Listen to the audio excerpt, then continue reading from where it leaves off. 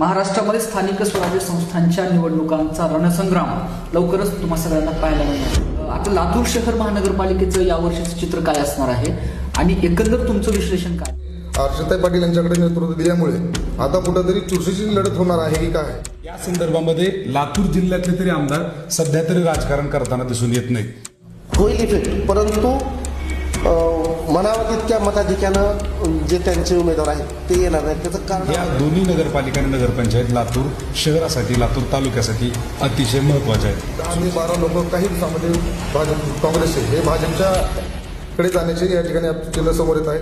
इतकी जुनी काँग्रेस, विलासराव देशमुखांची काँग्रेस लातूरमध्ये, लातूर जिल्ह्यामध्ये कुठल्याही प्रकारे मागच्या काळात काँग्रेसशिवाय पर्याय नव्हता, तरी ही वेळ का आली? काँग्रेस, महाविकास आघाडी आणि महायुती आहे, त्यांच्यात कुठं ना कुठं तरी आघाडीमध्ये बिघाडी दिसते.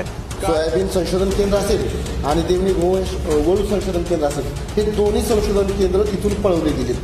विरोधक या ठिकाणी मुस्लिम कार्ड, दलित कार्ड खेळतील का? भाजपची विचारसरणी आणि औषधाचा मुस्लिम बहुल भाग याची सांगड अभिमन्यू पवारांच्या माध्यमातून कशी घातली जाईल? काय म्हणते तुमचं विषय? नाही, हा मुद्दा खूप इंटरेस्टिंग आहे असं मला वाटतं. परळीत एक नवीन आघाडी बनण्याची तयारीत आहे आणि ते अपक्ष उमेदवारांची एक आघाडी बनली.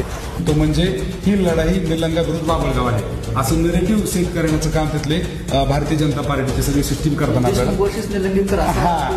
आणि आमदारांनी मनावर कसं त्यांच्या जाहीरनाम्याप्रमाणे कुठलंही काम केलेलं आपल्याला ग्रामीण भागामध्ये दिसत नाही. एमआयएम त्याच तारखेने या ठिकाणी निवडणूक लढवणार आहे.